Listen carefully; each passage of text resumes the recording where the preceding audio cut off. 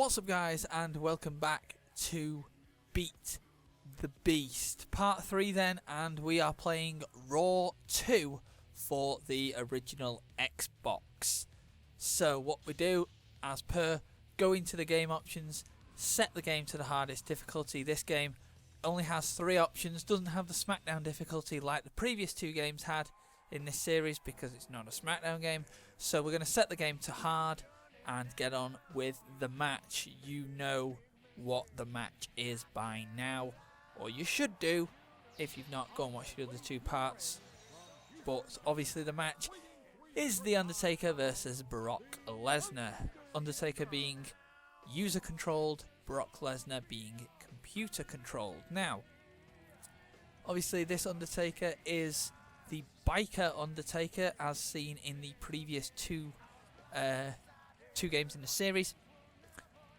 Now, Raw 2 was released, as I said, for the original Xbox, sort of in between SmackDown Shut Your Mouth and SmackDown Here Comes the Pain, and there was a little overlap in terms of release dates. It came out a month before SmackDown Here Comes the Pain, so a little bit of crossover, so this is why we're doing it third. Now here's Lesnar's entrance. As you can see, he's got the alternate attire. It's another thing with this game, all the characters had 2 attires, so I thought, well, why not have Brock in an alternate attire? I could have gave one to The Undertaker, but I thought, nah, Brock's getting the alternate attire, hence why he's in essentially gym gear. Do you want to call it that? Whatever. Then you got this little bit of a cutscene. Yes, in this game you can break out, just like you can in WWE 2K16. You can break out of entrances. Now 2K say that's new and never before seen in a WWE wrestling game, and that would be true if the WWE games, as they're calling them, is the WWE series from WWE 12 to the present day. But if you're talking about overall, no, it's not new. You could do it in Raw 2. So anyway, on to the match. And you'll probably be noticing it's a little bit different to the other games.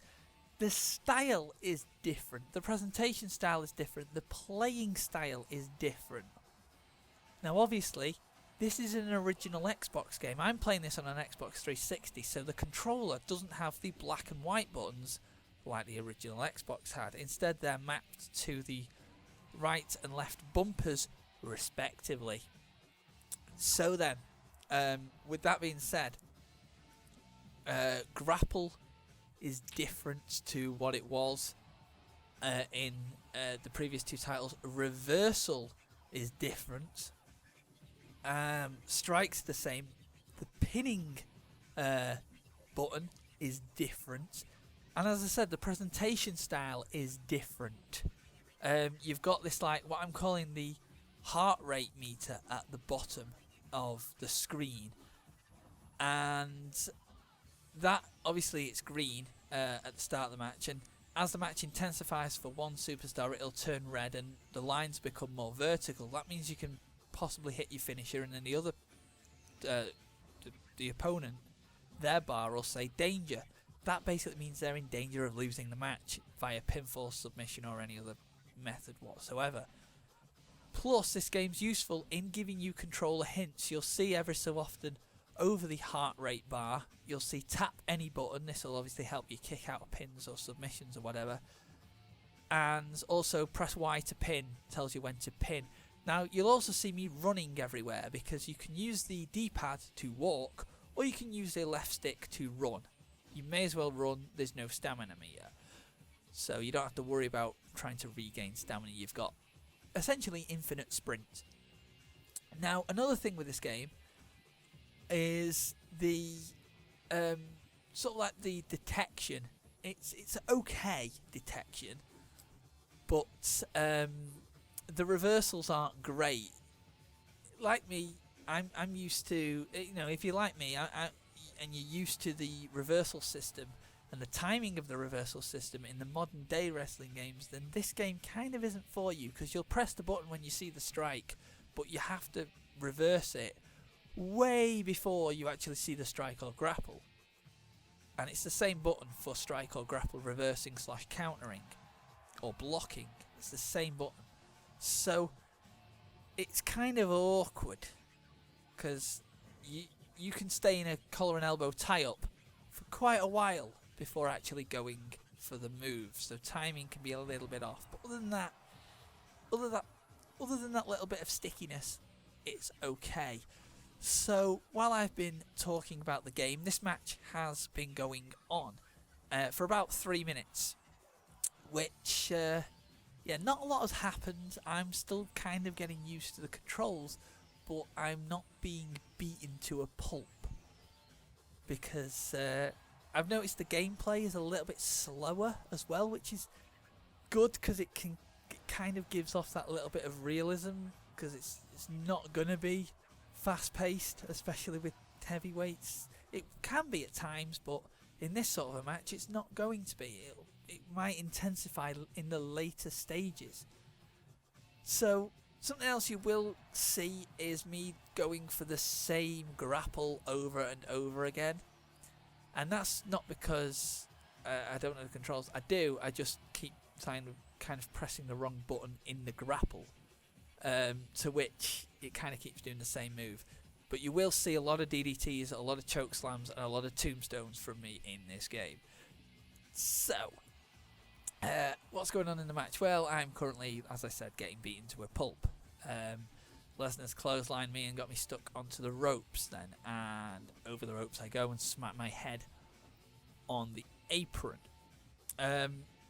Something else for this game, I know in Raw 1 when The Undertaker came on the motorcycle, you could jump on it and ride it, and it was at ringside for you to use, just like it would have been at that time period in WWE in real life.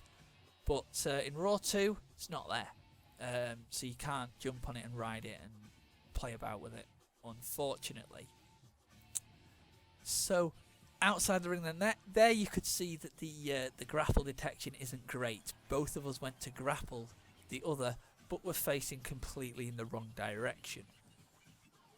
Again, I just did another leg drop to thin air, just like I did in part 1, and nothing came of it.